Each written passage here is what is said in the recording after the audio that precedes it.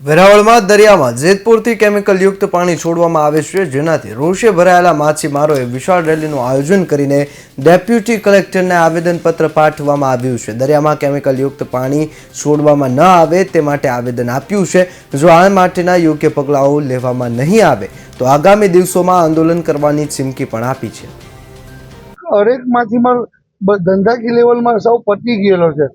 તમે જોવો તો કેટલાયના ખાતા એમપીએ થઈ ગયેલા છે અને પોતાનું ગુજરાન અત્યારે એને ચલાવવું, જે ખરેખર માછીમાર જે સેટ હતો એ અત્યારે નોકરી ઉપર આવી ગયેલો છે અને અત્યારે દિવસે દિવસે જો આ નવા પ્લાનો જે દરિયાઈ પટ્ટી પર પડશે તો આવનારા દિવસોમાં માછીમાર એક નેસ્તો નાબૂદ જેવું પરિસ્થિતિ ઊભી થશે।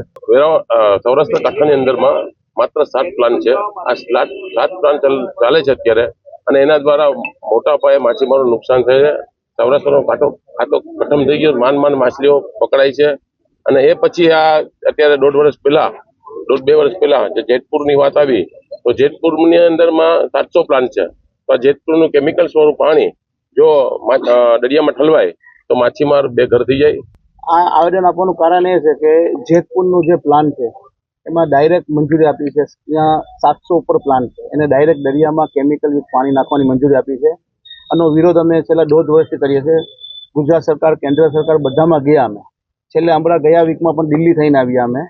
તો અમને એવું લાગે છે કે ઓફિસરોની વાતમાં આવીને આ જે ઓર્ડર થયા છે